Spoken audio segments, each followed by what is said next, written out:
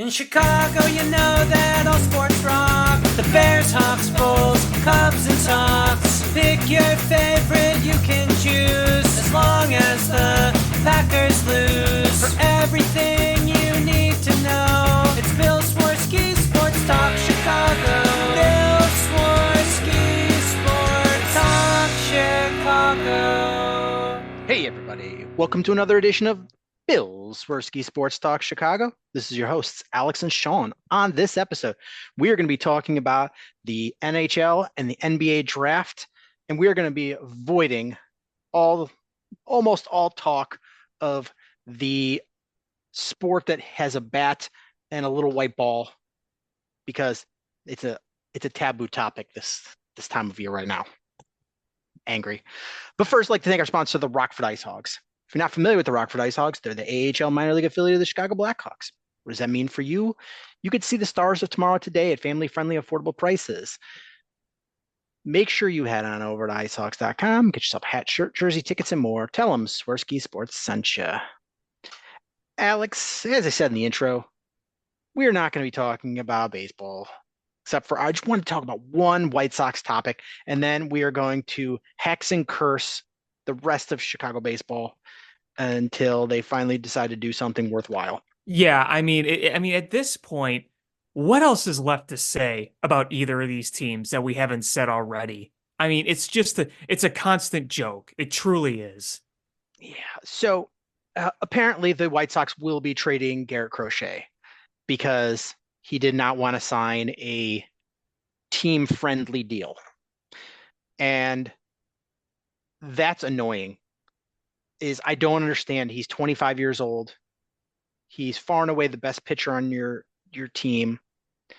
And he, if you do this right, he'll absolutely be there being the centerpiece of your rotation when you're better, if you do this right. But they can't do this right because they hired the absolute, lowest hanging fruit GM. I'm not going to call him bad. I haven't seen enough to say bad. And it's also hard to judge when you've got Jerry as an owner, but they picked the lowest hanging fruit. They're, oh, hey, this guy's just here. Let's just hire him. And then you've got Jerry, who just absolutely doesn't care anything about winning. If they happen to win while being cheap, cool. He's all right with that. But if they don't win, as long as he's making money, he doesn't care. And the fact that Garrett Crochet rightfully should not be accepting a team-friendly deal. He should be getting fair market value for his services. And the fact that they're going to just trade him and hit the reset clock, it's just asinine. That means if you've got a 25-year-old pitcher who's got really good stuff and you're just willing to walk away from that and hit the reset button, when does it end? At what point do you start building an actual franchise to win baseball games? Well, I mean, that's a question that a lot of people are asking, because when you hear Chris Getz talk about it, he says that it's inappropriate to look at the next window of contention. And we know that a competent general manager, VP, president, whatever, would try to lay out some sort of goal, knowing that, goals don't always translate exactly, but we remember in this town how transparent Theo Epstein was. This is what we're going to do. It's not going to be easy. It's not going to be pretty, but this is what we're going to do, and this is how we're going to do it. Where the White Sox and, to the Cubs to an extent, they don't give you a clear-cut answer. They don't give you the transparency that somebody like Theo Epstein did. Theo Epstein was truly one of the great executives in this city because of how good he was at PR and being transparent with the media and the fans, being completely honest, but, without showing his cards in a way that would impact the way they build things. Now you're hearing, well, inappropriate to talk about, when we're going to be like, really? That's the message you want to send to your fans. It's completely tone deaf. That translation means that we're never going to win until Jerry's dead. and I don't have an ETA on that. So I, I think that you're not going to win. Jerry is not going to let this team win. It's it's just not going to happen because by the time you have young players that have developed enough to bring up, and mind you, they're going to have to develop with with it's it's not just about identifying the right players. It's also developing them. And you don't have the infrastructure that other teams have to develop those. The facilities, the people, you just don't have it. You don't invest in it. And so by the time you have players that overcome this and make it, you turn around and trade them because you don't want to pay them. It's so asinine. At some point, you have to go, you know what? We're a major market team. And I know they're not trying to move the team because it's just the financials don't make sense. This is, you know, eventually, eventually, how do you move away from the third largest market in sports to a smaller market and expect that to work? It's not going to work. It's not going to work. It's You have to put a team on the field. And I'm going to give major props there because the White Sox fans, out of all the Chicago fandoms, are the most likely to say, hey, you're putting shit on the field. We're not going to come. Mm-hmm. The Bulls fans are the worst, partially because of corporate sponsorship, corporate tickets, but they sell out every game no matter how bad or mediocre they are. Oh yeah, they're Bears, number one in attendance because not only do the Bulls sell out, they have the biggest arena capacity wise in the NBA. yeah, and then the the Bears are probably the next worst because people just keep going. It's the NFL. It's the NFL, and there's only 8 home games. Um, the Cubs.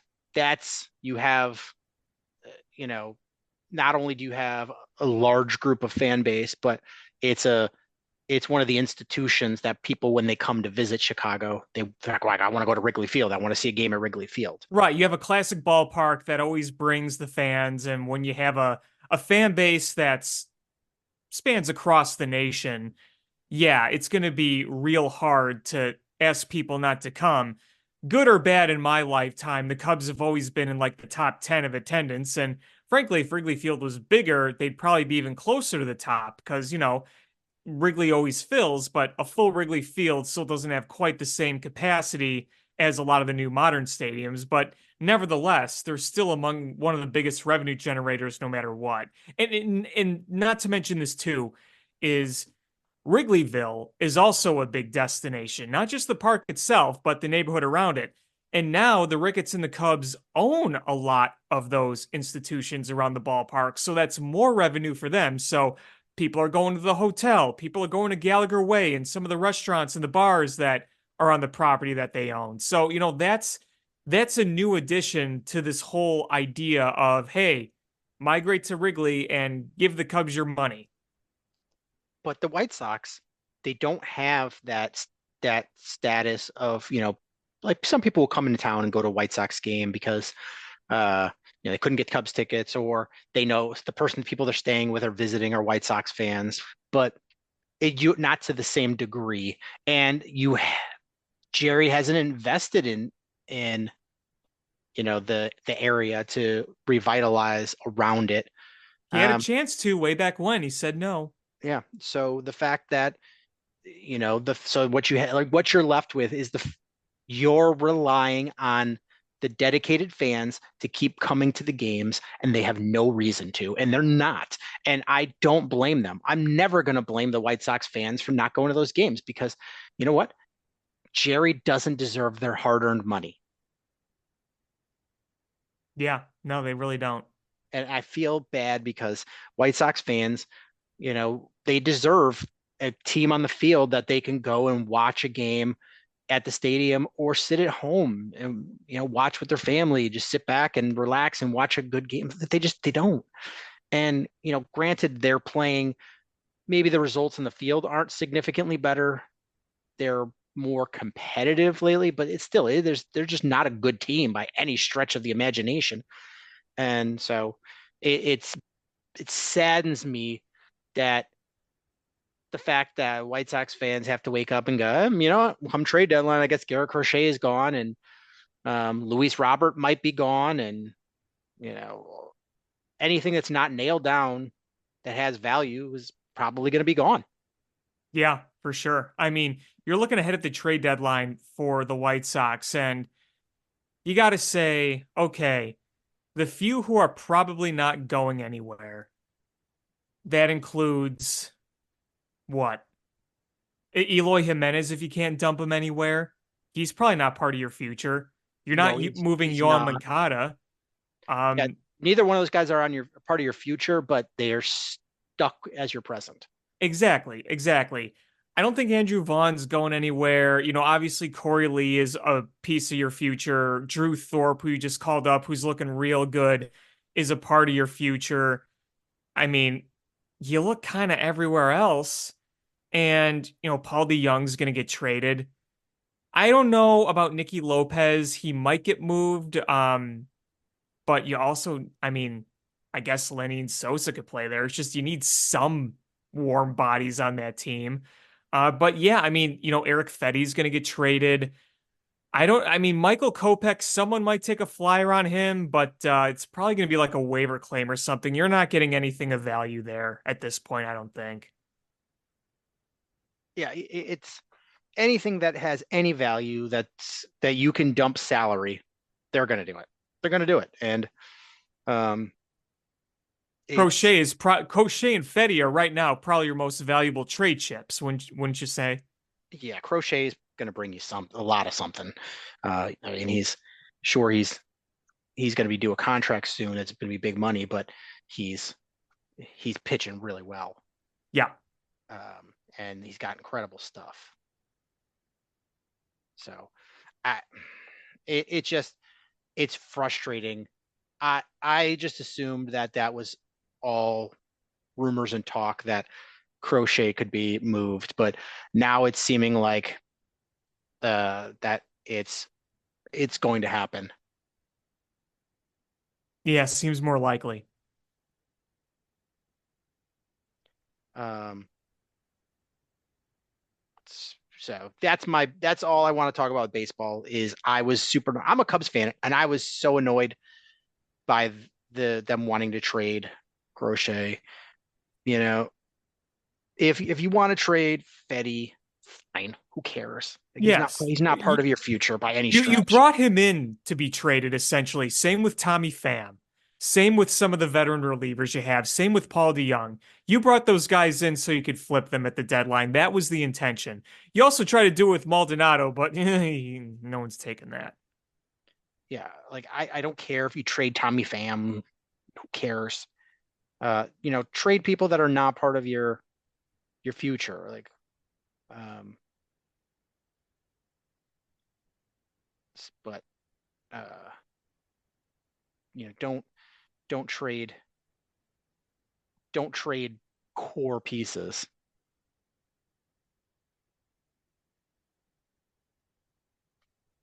Anyway, All right. So, do you want to talk Bulls draft or Blackhawks draft? well, I think we can start with Bulls because in addition to the draft, I mean, there's some roster news here that I do think we have to get to. And we're right now sitting trying to predict where this is going because there is a lot of things flying around in terms of the Bulls. You know, we saw the draft happen. We saw the trading away of Alex Caruso for Josh Giddey. We're hearing rumors about rejected trades for Zach Levine where teams just don't want him. We just lost Andre Drummond, just gave an extension to Patrick Williams. There's a lot going on here, and right now things are still pretty murky. Yeah. So, do you want to go the non-draft stuff first or the draft stuff? Let's start with the non-draft stuff. I just feel like that's just buzzing for a lot more conversation. Yeah, I mean, is it official that that Drummond left? I haven't seen. Yes. Okay, Yes. I knew that that was the He even tweeted expectation. about it. Okay, so I the expectation was, but I just didn't know if it was official. Um, yeah, that sucks because I think he's a very useful piece. And you are left with a team that absolutely can't rebound at all. He's the rebounder from your team. Um, so that's a bummer. Uh, and defensively, he's you don't have anybody defensively in the middle. Vooch is a terrible defender. Yeah, and he's getting older. Yeah, definitely. So I I can see why Drummond left to have a better opportunity to to win. Um, but it's it sucks for the Bulls, It especially when they had the does. money to be able to pay. They had the money to pay him. So, one of my buddies, Ilias Schuster, I'm sure a number of people know him. He's the lead writer, Bleacher Nation Bulls. He also works for the Daily Illini. Pretty well connected, very well sourced. He tweets this. The Bulls could have traded Andre Drummond to the 76ers at the deadline for 3 second-round picks. They decided not to and remained competitive, in quotes. Now Drummond goes to Philly and the Bulls end up with nothing. Just some crazy mismanagement by this front office. So, Sean, what were we talking about last week with Caruso, where the Bulls could have gotten something for him in the regular season, but they wanted to, quote, compete. They wanted to go for the play-in tournament and try to squeak into the playoffs. Here you are with Andre Drummond, hearing that you could get 3 second-round picks. And we knew last year that there was some interest among teams that were legitimately contending, looking for Drummond to add as a piece that can get rebounds. Makes sense, right? Well, here we are hearing this. It kind of confirms what we were thinking, where there truly was offers on the table to get future value for Andre Drummond. I really liked Andre Drummond. And listen, second round picks don't always hold a lot of value in the NBA, but going into this future with what the Bulls are trying to do, if you're trying to do somewhat of a youth movement and you're trying to rearrange things, then one of the things you want to have with this is draft capital. The more draft capital you have, the more it opens up for things to change in the future because you use it to draft players. Sometimes you find a diamond in the rough in the second round. We did draft Ayo DeSumo in the second round, or you use them to trade for future assets. Basically, it's to me, draft picks are basically like money. It's like having more money because you can use that at your disposal to get things you need. And now your best rebounder is gone for nothing. Yep. And again, there's a common theme to what our last topic is it was a mandate from Jerry to make the playoffs. And it's like he's so I don't want to say he's stupid because like I don't think he would have gotten this far and this rich if he was stupid. But it's just you can't just say it and make it happen. Like make the playoffs. All right, well, let me get players. Let me have money. No, then I can't. What do you want me to do? Well, It's it's Jerry's way of maximizing ROIs without shelling out to try to be a legit contender. it's it's infuriating. So you could have gotten good value for Caruso. You could have gotten value from Drummond.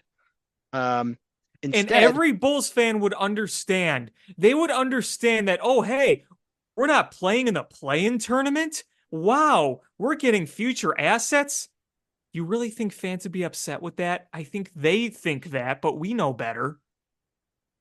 yeah, just is you know, I want to be able to judge AK, but it's really hard because anytime Jerry's got his fingers in things, it's you don't know to what extent he's mandated things or driven things, and you're along for the ride, and it's not how you would have done it, and it screws up your best laid plans.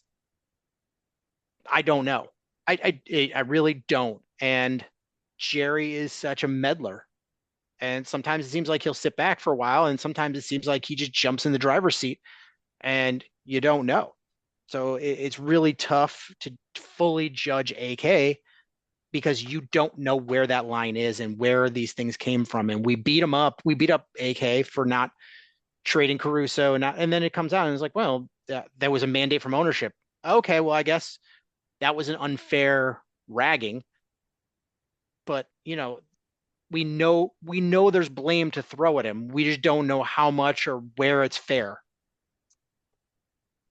Right, right. I mean, and listen, I don't really know how much blame to put like on Rick Hahn for the failed rebuild on the South Side, but it seems like more and more Jerry and Kenny were kind of the puppeteers.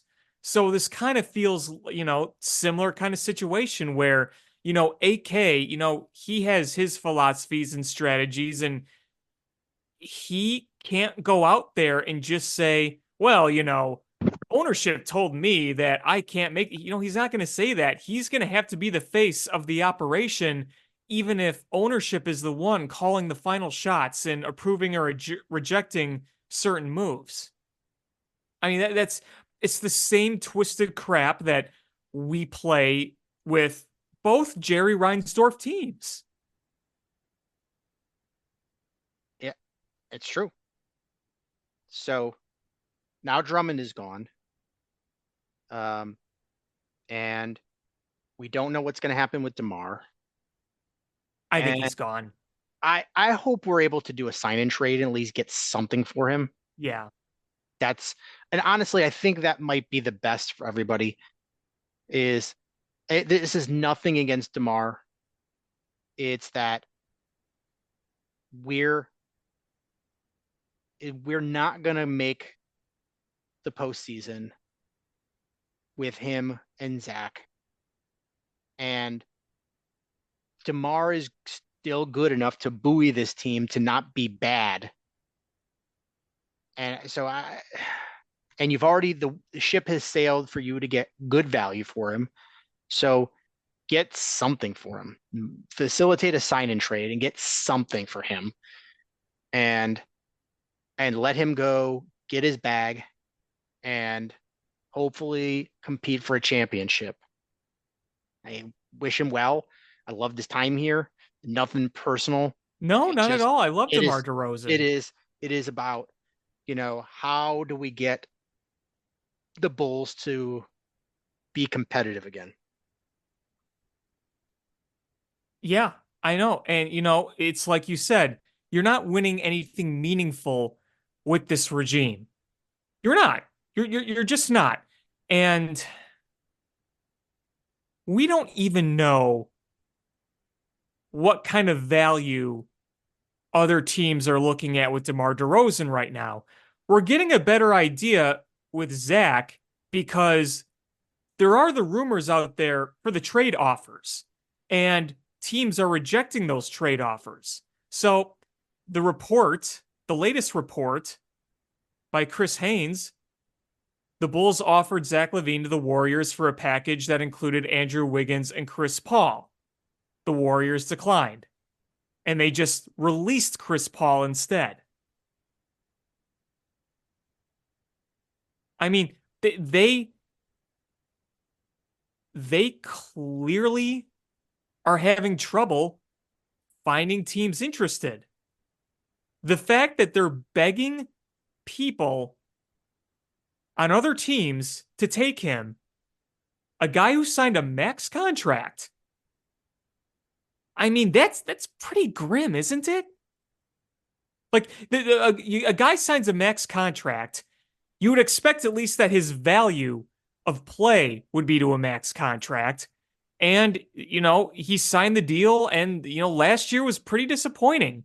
So He's not playing like a max contract player. Now you have to beg people to take him. That's grim. I, the way I look at it is, if you're having to beg people to take him off your hands, and you're willing to, I've heard reports that the Bulls might even throw a first round draft pick in to sweeten the deal. God, That just seems like, that sounds awful. to me, this then don't trade him. At that point, Build this value back up. you should not be trading away draft picks. No, You should be collecting them. Yes, do not. And you've already failed at collecting them. Is let him play. If you really decide you do not want him, let him play. Let him show he's healthy. Optimize his value, and then try to trade him at that point. Do not attach a first round draft pick to him. God, that if they did that, I would just be speechless. And nothing should surprise me about the Bulls anymore. But if you're that desperate to try to get rid of a player and rebuild while also giving up a valuable draft pick, that's just vomit inducing, just completely. I mean, it seems like to me that AK kind of wants to know what he wants to do, but can he actually get this done is where we're at. And when I say, can he get this done, meaning, can he find two to tango? Because that's the key here. You can't do it yourself. It takes two to tango.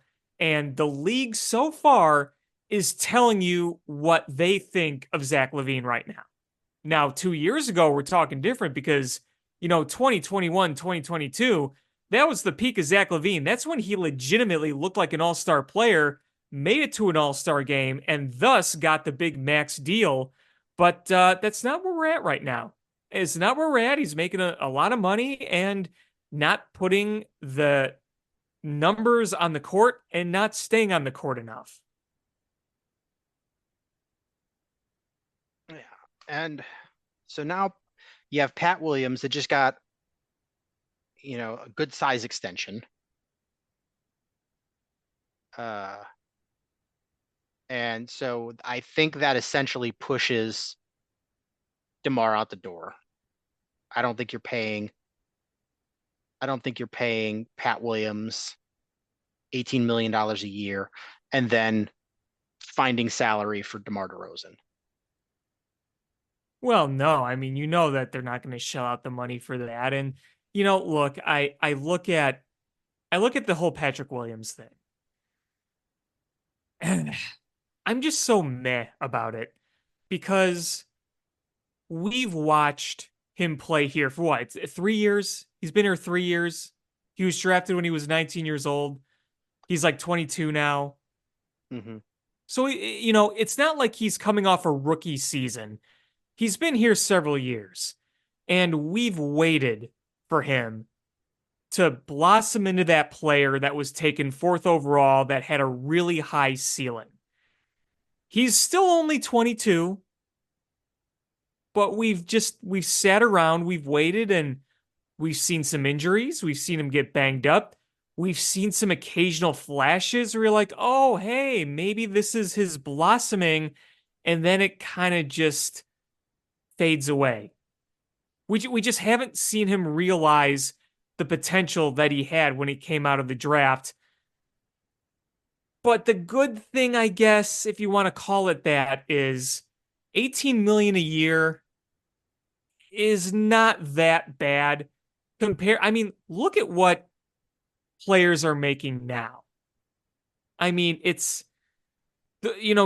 players are making a shit ton of money. So 18 million a year in a vacuum doesn't look that terrible. But it's, you're depending on him to be that player that he was supposed to be. And I just don't know if we're going to see that. Yeah, I mean, maybe it turns out good. It is an escalating. It's not straight 18 million. I think the first year is like 15, and then the final year is like 21 or something like that. Um, but But even so, in that 15, 20 million range, it's like I said, look at what some of these other players are making AAV. I'm just very mad about the whole thing. he's going to have to produce, and maybe making the youth commitment where he's the young veteran, uh, that forces him to take that step. Because there are times when you're like, all right, I'm seeing what he can do. And you can put a nice highlight reel together for him. And you're like, okay, if I could see this guy consistently, we never see it consistently. But I think he's still 22. He's like 22 years old. Yeah, he's still very young. So I don't know. I don't know. um, and I just wonder where you're going to get a big. Where are you going to get a big? And can you move? And honestly, if I'm this AK Mark Eversley, is instead of trying to create a market for Zach LaVine, I'm trying to create a market for Vooch, give Vooch out. Is I can live with LaVine and um, and try to bring him back to be a top line scorer, and then do a deadline trade with him or for him for some team that needs scoring, that's has an injury or whatever. I feel like you can create a market. Get out from under Vooch, that albatross of a contract, and then sign and trade DeMar, and then do the full youth movement.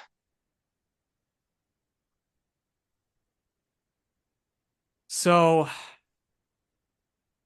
I'm just looking at the payroll right now for the Bulls. You know, next year, and this is per spot track. Zach LaVine, 43 million this coming season. Then round up to like 46 million in 25. So over the next 2 years, you know, you got a lot of money tied up to that. You basically have 100 million tied up to Zach LaVine over the next 2 years alone. And then there's a player option in 2026, 2027. That's 48.9 million. Well, I guess you round that up. That's basically 49 million. So a lot of money tied up there. And Vooch is making 20 million next year. Kobe White, pretty friendly. You got 2 more years with him, making like 12 million a year. Josh Giddey's obviously pretty cheap, under 10 million next year. But, your overall, you're not, your payroll isn't huge. It's not huge at all. But when you have Zach LaVine and you can't move that contract, better darn play like a $43 million player.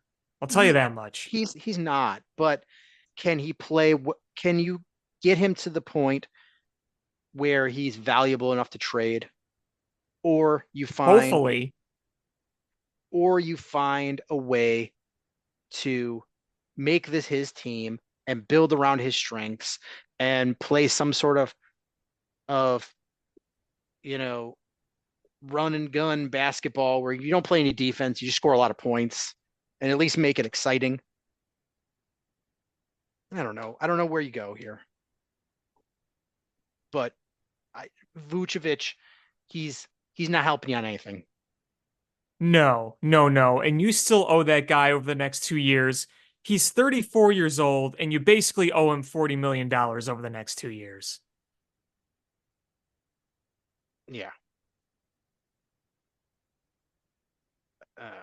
Just going off Spotrac's numbers here, just looking at the payroll breakdown. But hey, Dalen Cherry's nice and cheap. Only 3.5 million this coming year. Yay.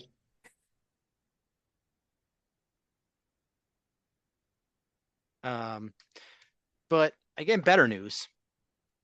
The Bulls took their one draft pick, and they drafted Matas Buzelis, the from the G League Ignite.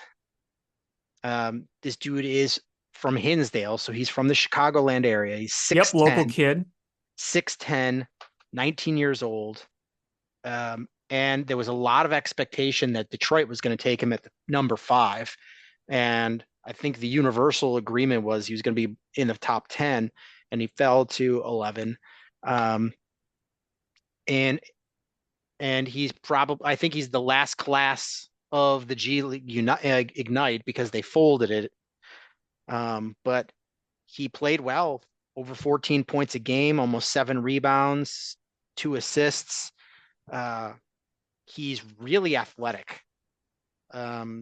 He's Younger, more athletic. PTSD.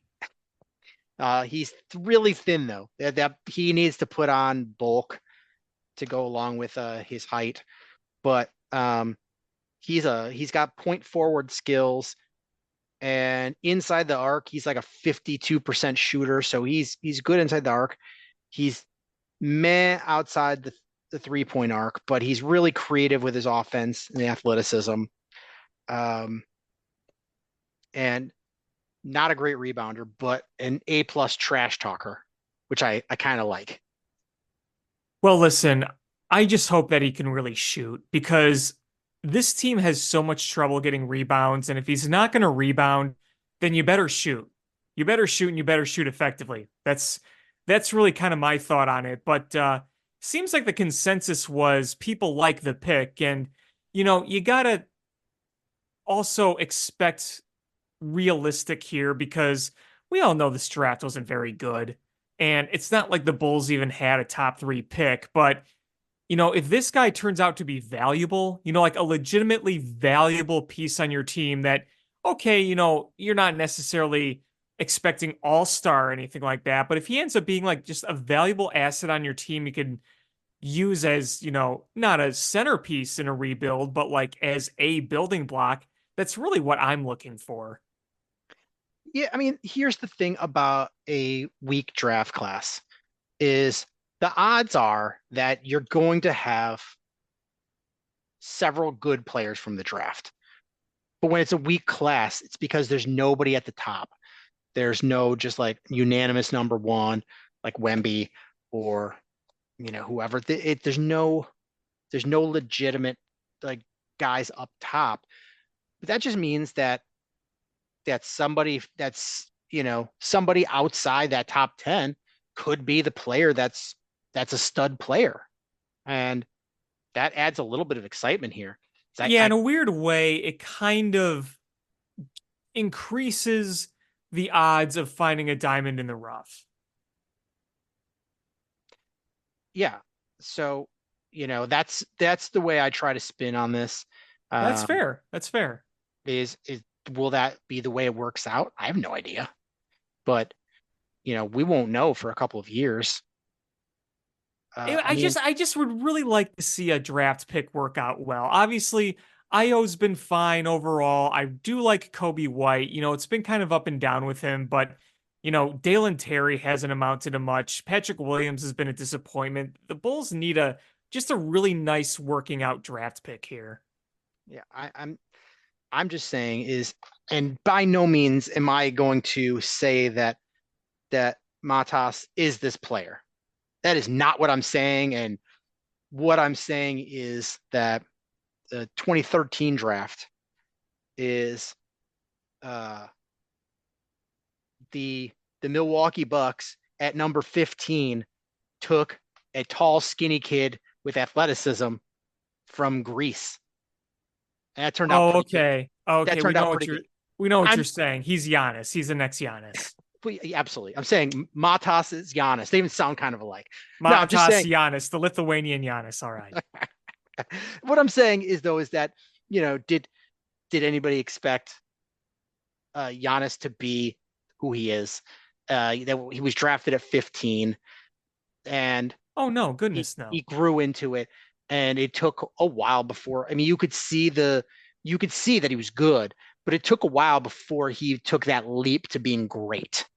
And, Matas has a lot of work to do.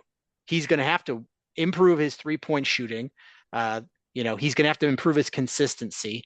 He's going to have to physically, he's going to have to get stronger and put on some mass because he is going to get bullied around. You know, I'm just saying Bill Lambier would have licked his chops going against Matas because he would have beat the shit out of him. both on the court and fist with his fists. But he's got a lot of potential. It's going to have to be on the Bulls organization and Billy Donovan to make that. And honestly, Matas himself he's going to have to put that work in. Yeah, he's absolutely. Is put that work in because he's got those skills that you're like, all right, we can make this work. This fits the modern NBA. And a lot of the players that were drafted, you look at them, they're like, God, the bean poles. Like they're just like little sticks. And you're like, man, why is this guy 2 feet taller than me and weighs less than me? How does that happen? Yeah, could you imagine if he showed up to camp just like so incredibly jacked, like he's lifting the United Center up with his pinky? That's the dream. He shows up, he's like, I went on diet of elk and elk's blood. I drink elk's blood out of chalice. But did you see what number Matas is going to wear? No, I didn't. The Robert Parrish 00. Oh, let's go.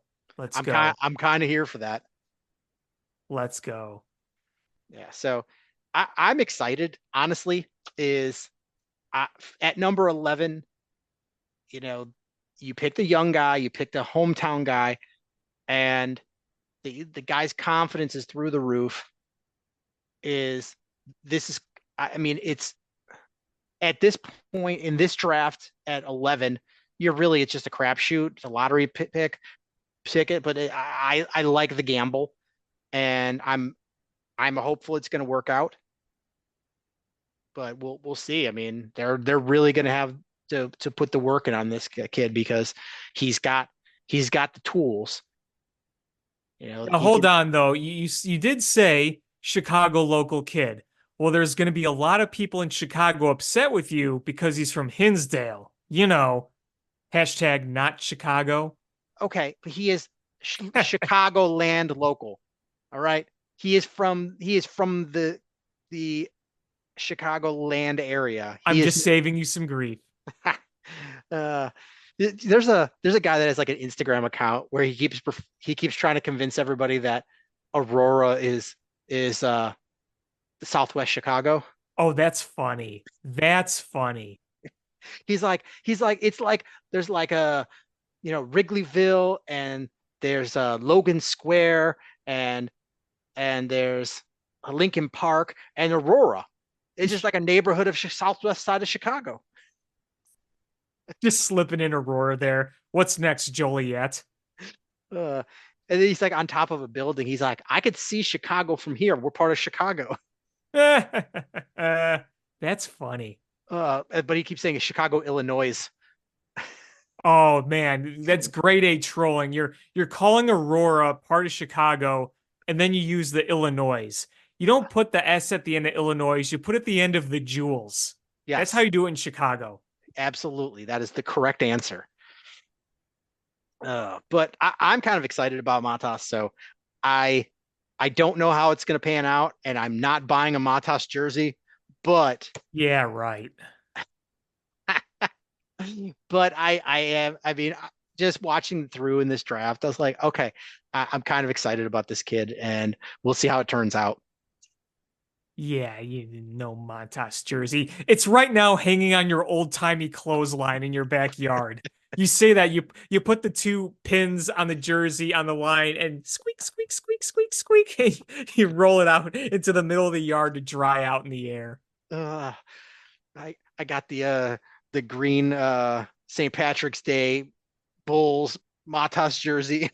Now that's impressive if you got one of those already, and he was just drafted not even a week ago. Uh, th- thank you, Wish, the Wish app. Right on, Thank right you, on. thank you, Chinese sweat factories. Oh, my brother, back when he was in college, got Oklahoma City Kevin Durant jersey from one of those knockoffs from overseas. And I gotta tell you, I've seen a number of knockoffs. His looked pretty good. I gotta give them credit. They did a good job with the Kevin Durant OKC jersey. So, not is it? It was not this past Christmas. The Christmas before that, right after Christmas, I was visiting my mother-in-law in Philly, and we went to the King of Prussia Mall, which is the second largest mall in the United States, and they had this big store, um, and all they sold was like star players and either their college or high school jerseys. So Really? yeah, so I was there and they were pretty cheap, and it was like buy one get one free. So I got two different Derrick Rose Simeon jerseys. Really? They were really good quality. The sizing was a little off. Like they ran pretty small, but the quality was really good. Um, but they had like Tom Brady's high school jersey, and they had uh they told me the big seller was the Kobe Bryant. 'Cause Kobe Bryant's from suburban Philadelphia, so they had like his high school jersey there. Oh, sure. Yeah, that's probably a big deal there. Yeah. Um, they had like the Allen Iverson jersey from his high school. Um, and I've always loved Allen Iverson. He's like one of my favorite all-time players, We're talking about practice. but they didn't have it my size. So I was like, well, I got two. I was like, most of the other players I hate. So I'm like, I got two different color Simeon Derrick Rose jerseys, and I What gave do one. they have, a Brett Favre high school jersey or something there? No, but they did have Aaron Rodgers. Yeah. Um,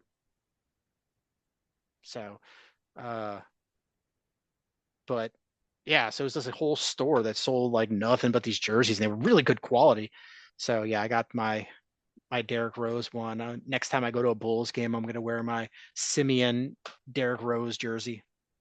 All right, I respect that. I bet people will be looking around, they'll see those jersey watchers and be like, "Oh, look at that." Jersey Uh, watching is kind of fun.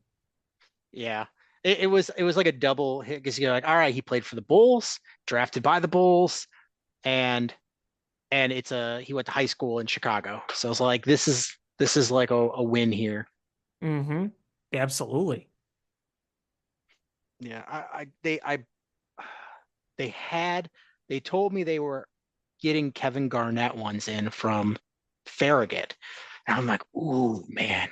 If they had that, I probably would have got a Kevin Garnett one with it was my buy one get one free, or was it buy one get one $10 or something? It was basically essentially, yeah, you had to get two. Uh I would have got the Kevin Garnett Farragut jersey. So, how long ago were you at this place? It was like a year ago, right after Christmas, like right at New Okay. Year's. So it was it's like a year and a half ago. So I'm going back sometime this year. So I'll stop back by and see what they have. But they had, I mean, the store was big. Um, yeah, it was a big store in the mall. Hmm. Do you remember what it was called? I don't. I could look through the directory on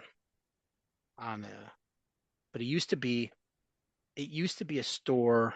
'Cause I lived in that area for a long time. That used to be a store that sold like college college merch.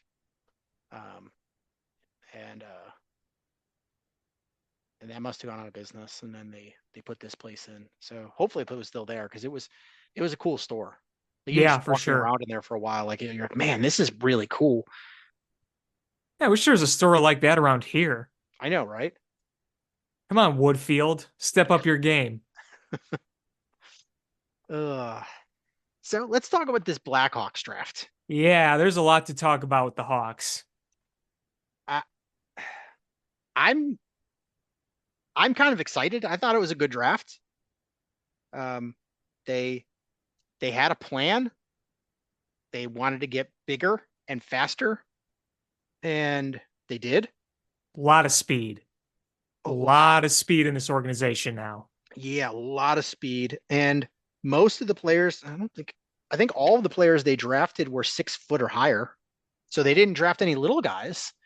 They got some bigger players, and some of them are just absolute, you know, burners like John Mustard. That guy's a speed skater.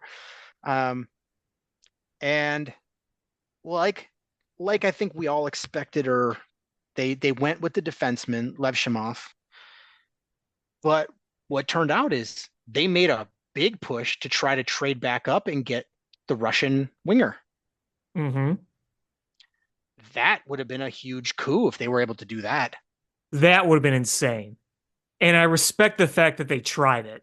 Yeah, they tried and they ended up trading up, traded their 2 second-round picks that they had remaining to get another first-round pick. And, you know, some of the players they got, I know some people didn't rate them as high, but they definitely have a philosophy they're trying to go with.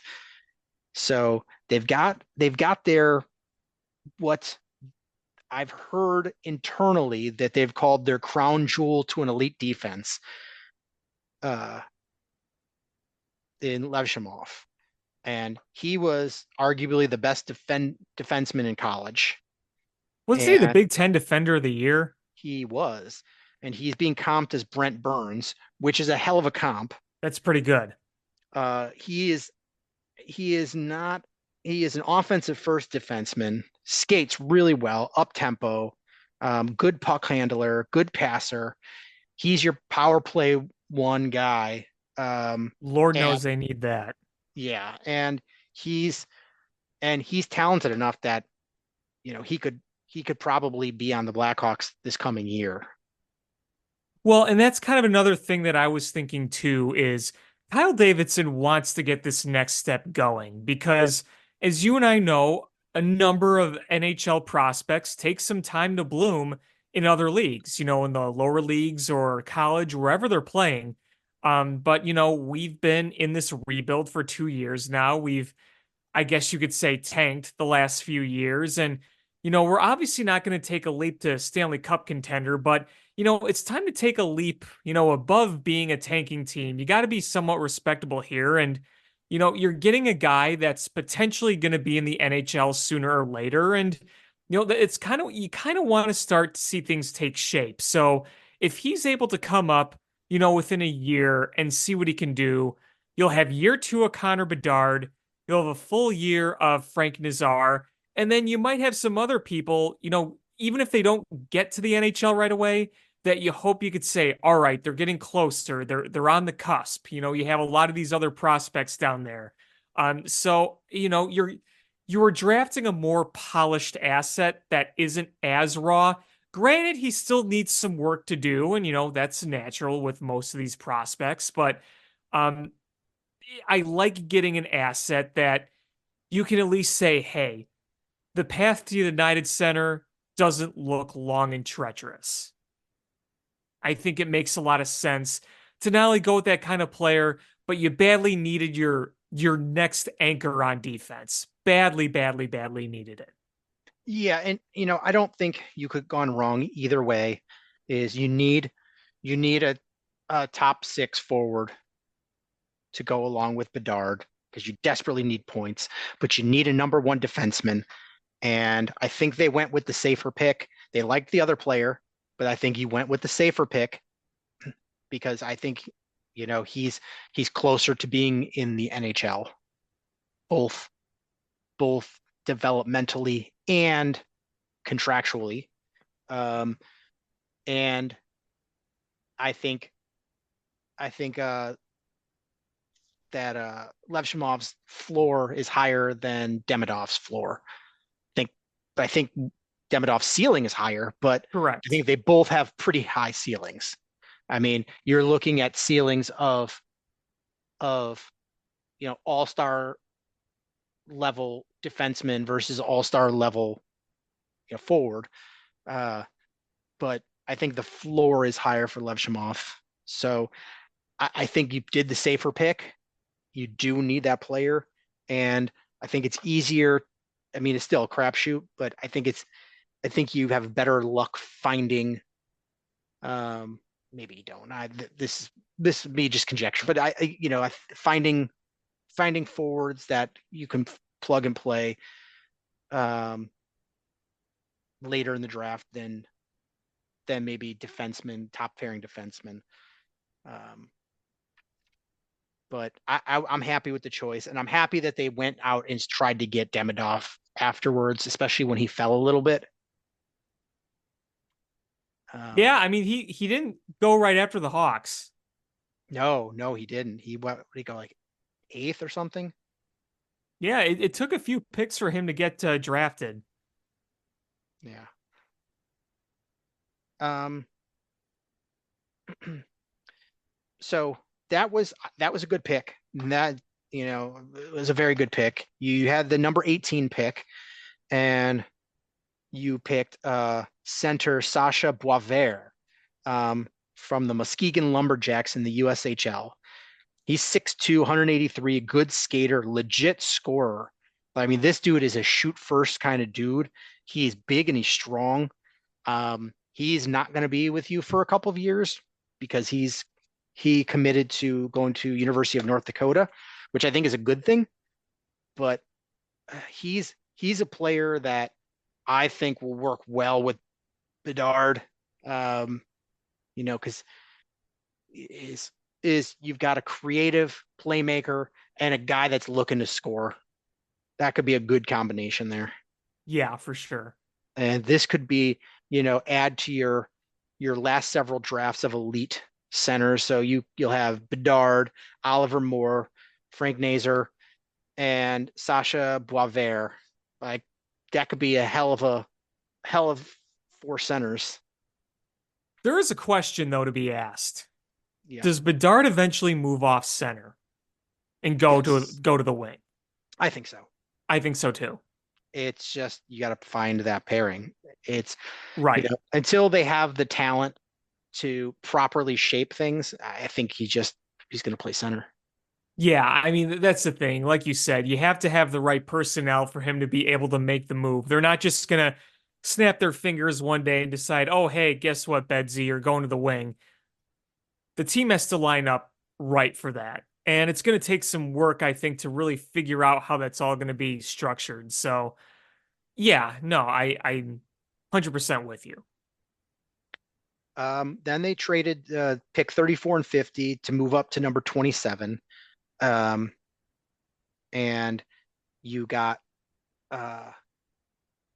Marek Vanaker, the left winger from Brantford Bulldogs in the OHL.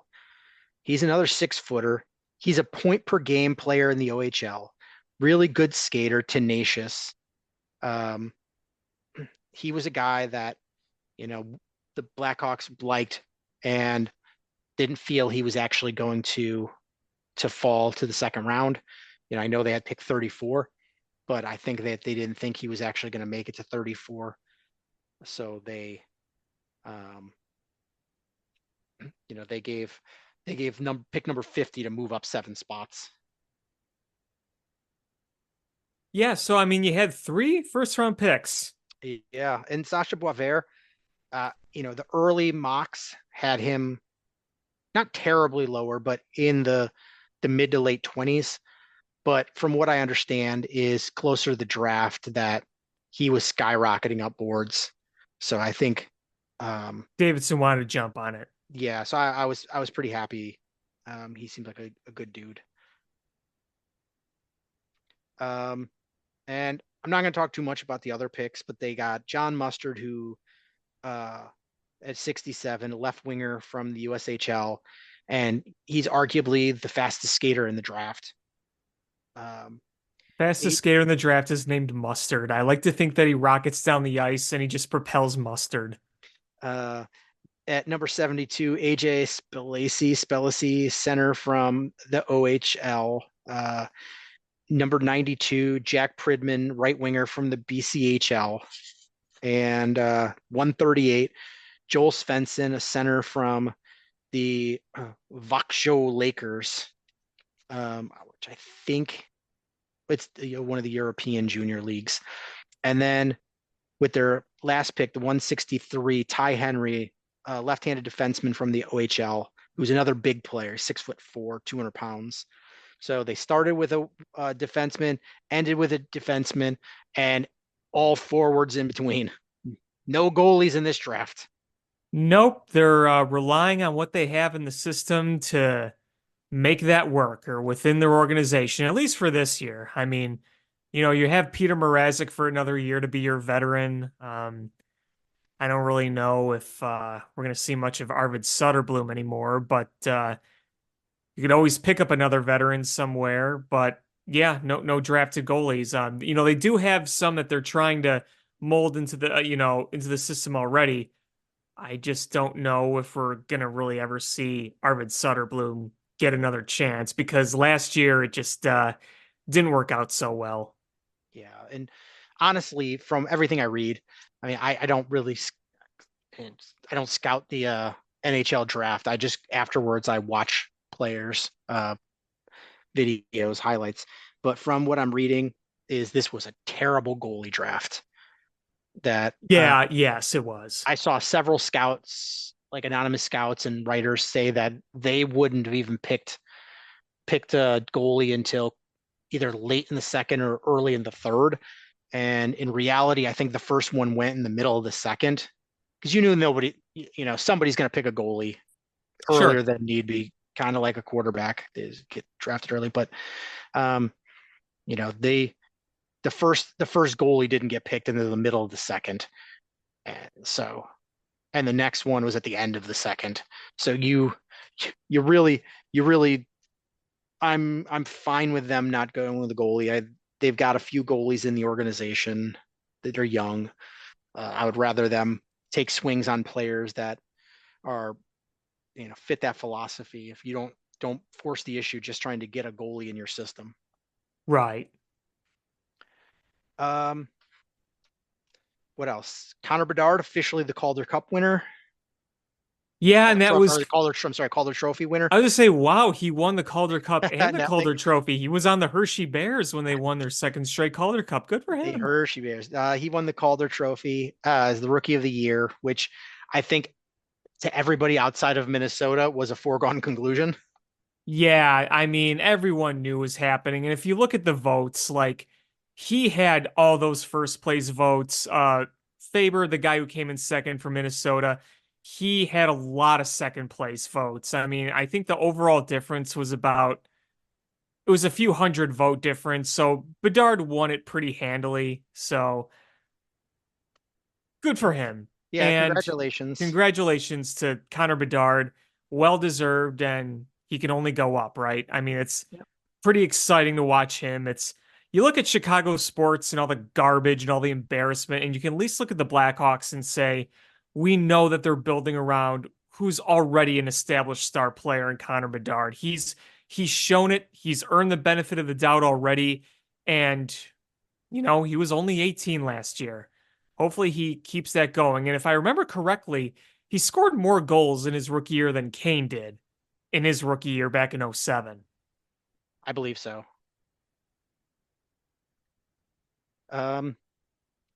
The Blackhawks also made another trade where they weaponized their cap space. And I love seeing that. Mm-hmm. So you traded with Vancouver and you got Ilya Mikheyev, who had a down year last year. And after he got a big contract, he had a down year last year. But 2 years ago, he was a 20 plus goal scorer. And the year before that, he was on pace to be like 25 goal scorer, but then he got injured. But he was on pace to have, I think, score 25 or 26 goals. So it's a player that, all right, he's still in his 20s, and He's not costing you that much. But you get him and you get the restricted free agent rights to Sam Lafferty, which I hear both sides are interested in re-signing. He played here previously. And you got a second round pick next year. In exchange, all of this in exchange for a 2027 fourth round pick. Yeah, that was a hell of a deal. Hell of a deal. That's why when you're in this phase and you still need to even make the cap floor, it's great to make deals like this. I mean, there are plenty of teams out there who have to make moves because of the cap. I mean, we see it every year. And, the Blackhawks the last few years have been able to do that. I mean, last year they got Taylor Hall from Boston because of cap issues. I mean, you can even look back to when they got, I believe it was Flower. It was Marc-Andre Fleury from Vegas because of the cap, and they basically got him for nothing. So it's good they're taking advantage of this, and it's a really nice trade for the Blackhawks. And you hope that we can unlock some of that potential again that he had going into last year, because I do think there is plenty of talent with this guy. It kind of has to come around again. So this is a low risk, high reward because you didn't really give up anything to get him and you still have plenty of cap space. Yep, you have plenty of cap space. And unfortunately, so the cap, you'll probably be listening to this as free agency starts. Unfortunately, some of the top names are already linked with teams. So it doesn't seem like the Blackhawks are going to make the biggest of splashes. But, there are some interesting names out there that the Blackhawks could be bringing in, but really they're going to be looking for top six forwards that can score. They're desperate for scoring. They're desperate for players around Connor Bedard. Yeah. There was a board. Somebody posted betting odds on Leon Draisaitl on Yeah, where he that's could not end happening. up. I know. I know. Could you imagine if that was the core you were building around? Connor Bedard and Leon Draisaitl on the same team. Oh man. Yeah, so uh, it's going to be interesting because I think they're going to try. They're going to try to spend some money, but I don't. I mean, we keep hearing uh, Davidson saying that like, oh hey, we're going to make a push. This is the year we're going to go move forward, and we've got cap space. We're going to utilize it. But he's also saying, like, you know, that they're going to have contracts they're going to have to sign. So I think that they might, if they're going to sign somebody good, it's going to be shorter deal for higher AAV. Because you don't want to screw up when some of your younger players are due for their second contract and be um, and be cap poor at that point. So you're trying to bring in players that you can get because you can pay them for the next couple of years. You've got tons of cap space, but you don't want to lock somebody up for like 10 years at huge money. Right, right. Um, I mean, Stamkos would be nice, and uh, I doubt but that. he's going to want to go somewhere to win a cup. And he's what 34, 35. He's on the tail end of his career. Yeah, he's not going to wait around on the Blackhawks to try to get better in, 2, 3 years. Yeah. Um, I mean, who's a possibility? Going to throw this name out there. Teuvo Teravainen. I think that's a realistic one. Yeah, I've heard that name floating out too. I have too, and I think you're right. That is a bit more realistic. Obviously he's not a Leon Draisaitl or Steven Stamkos, but we saw how he made himself in Carolina after leaving the Hawks the first time. Yeah, I mean, it's 53 points last year. and he's still 24 years old.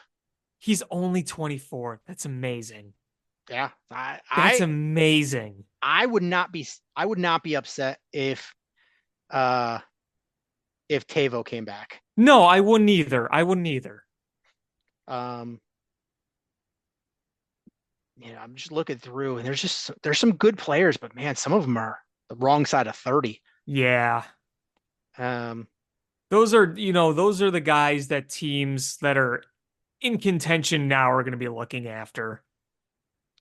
you know who's a free agent though? I know it's a guy we both like. It's not going to happen. I'm gonna throw it out there. Max Domi. Yeah, I know. I know. I'd like to have him back, but I think he's talking big money with other places right now. Yeah. Did So you hear the news today, though, no, about Patrick Kane? no. Sounds like he's going back to Detroit, which I'm not I, overly surprised. no, I'm not surprised. That makes sense. It's it. I don't think he wants to be one of those veterans that's like a headhunter. Where he just goes the Keeps bouncing mercenary where he around. bounces around. Like I don't think that's what he wants to be. I think he wants to um, be somewhere for a while. And Detroit is close enough to Chicago where he spent a lot of time. And to And his hometown, too, pretty yeah, close to Buffalo. yeah, it's not that far from Buffalo, not that far from Chicago. So I think that works for him, and it's a team that he did well with. He was very valuable to that team, and I think the team loved him. I think the fans loved him.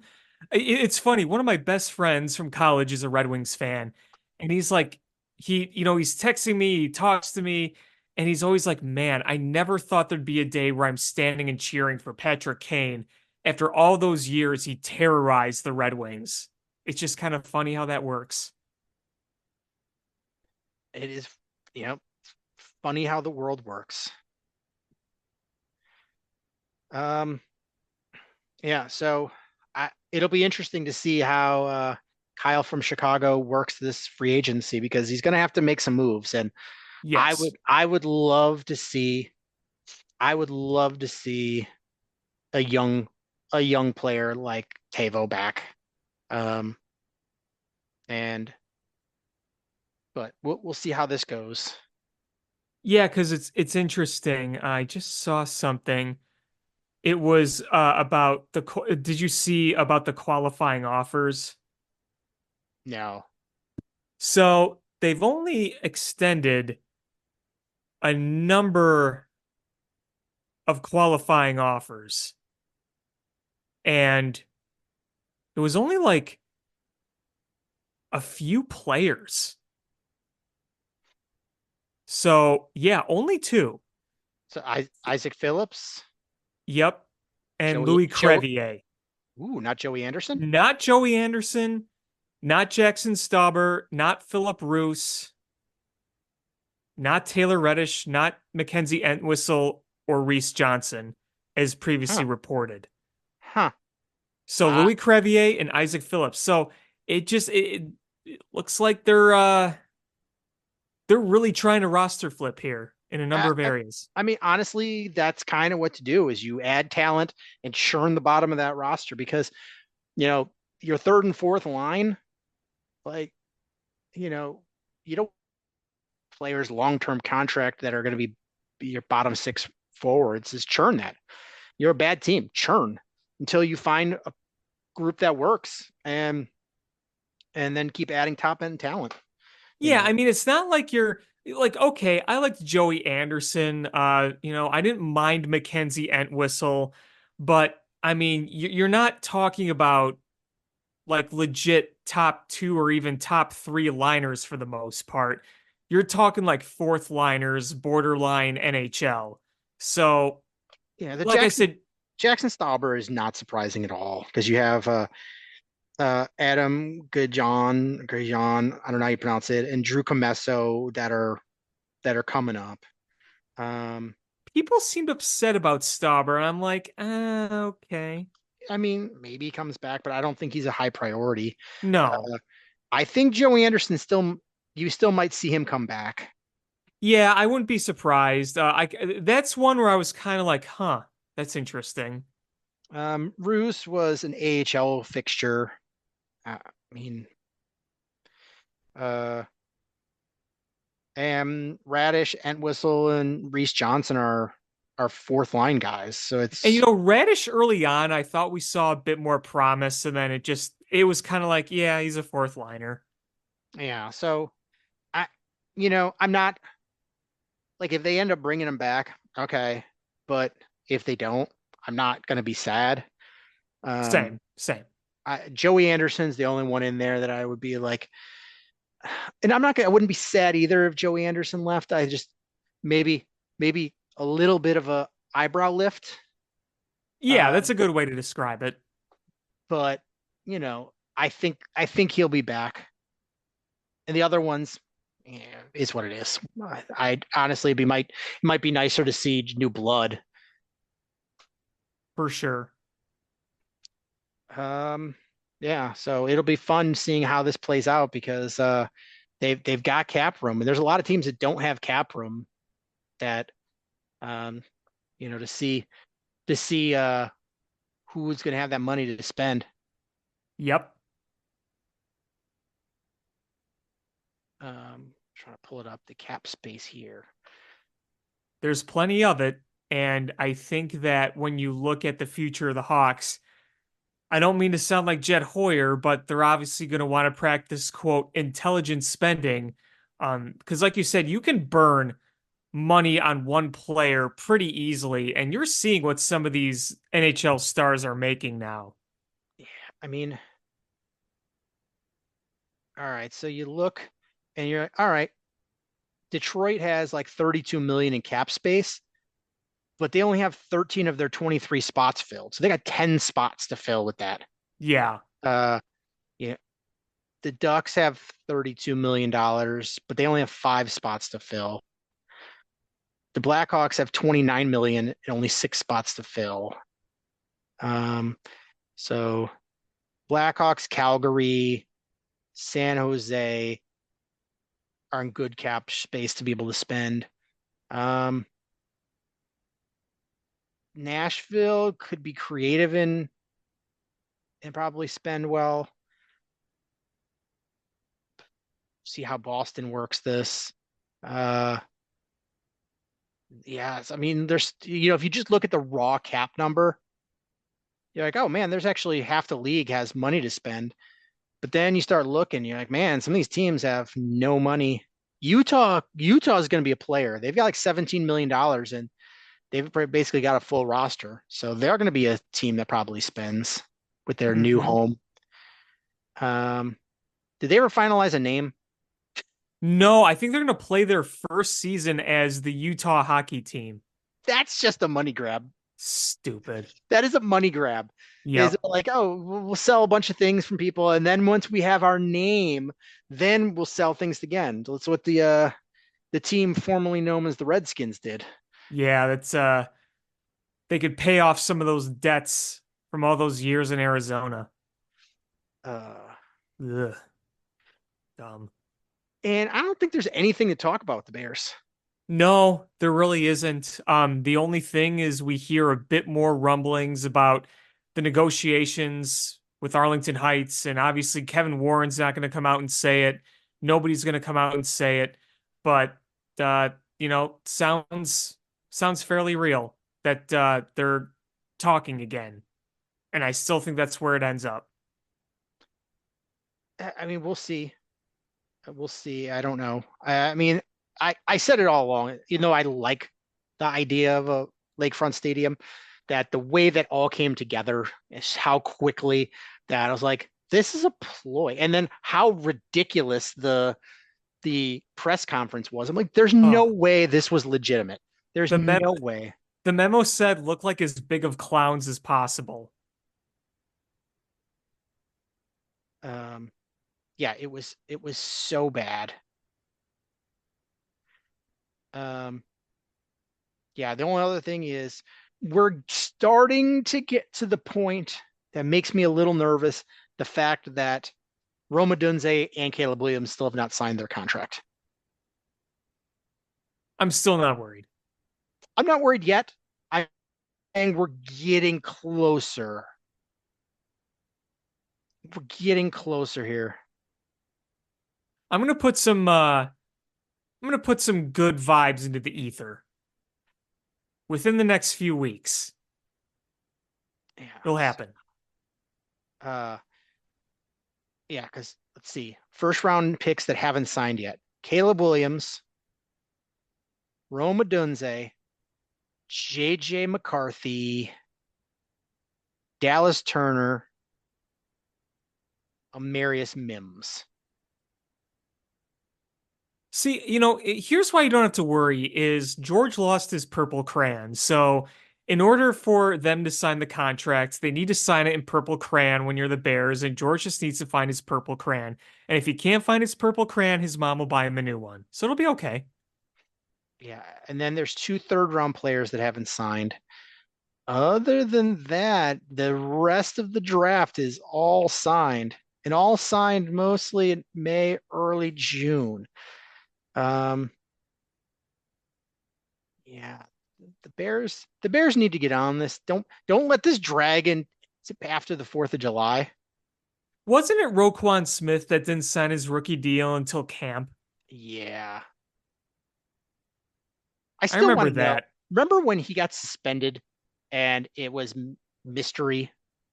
I still Yeah. wonder what happened. Yes, and I will forever feel that Ryan Poles didn't want to go too deep into trying to extend Roquan Smith and get it done and was willing to trade him because of other things. I know that whole thing was kind of goofy and complicated, but I still think that him eventually being traded away from Chicago and negotiations, I still think there was more there than just what they thought of him as a football player. Yeah, whatever happened, I think was bad. And they were able to cover it up, but I think it was bad. Well, and if you remember too, I won't go into details or anything because we don't really know anything, but do you remember when there was certain smoke about certain misconduct with him a few years back? Yes. I don't want to accuse him of anything because we don't have any facts, but the fact that he had a mystery suspension and there was smoke around certain things, that seems like too much smoke for there not to be a fire. Yep. But again, we truly don't know what happened, but it all seems too coincidental.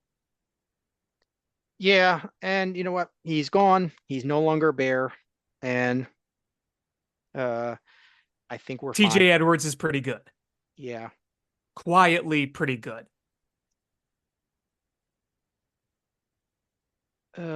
Was there anything else that you wanted to talk about? Nope, I think I said my piece. That was a really, really fun, relaxing show, not having to just bemoan baseball for an hour. Yes. It is nice. Even though we're kind of blah about the Bulls, we're kind of numb to the Bulls at this point. I really like their draft pick, and I don't know if it's going to pan out. I've just got my fingers crossed, and it seems exciting, and I'm hopeful, and I'm rooting for a youth revitalization, because even if they're not going to be good, at least be young and not good rather than old and not good. Yeah, be fun, bad, and young. Yes. Well, that's going to do it for this episode of Bill Swerski Sports Talk Chicago. I want to thank everybody so much for listening. Please hit subscribe however you listen to podcasts, whether it's iTunes, Stitcher, YouTube, Google Play, Spotify, etc. Share this podcast with your friends, how we grow the show. Follow us on social media at Swerski Sports, Facebook.com/Swerski Sports, SwerskiSports.com, or ShyFanPat2 for Alex on Twitter/X, or AlexanderJPatCreative.com for all the cool stuff that Alex does. And again, thank you all so much for listening. And until next time, bear down. Win. What a lucky break! The good Lord wants the Cubs to win. We think Dick and God for all they have provided. Cubs win! Cubs win! Cubs win! Oh, I don't want her. You can have her. She's a Packer fan. She can't fit in my van. And she looks like Remember, New Yorkers, smoking crack is not legal on planes. Bears 31 to -7. the Bears. Oh, when the Bears go bearing down.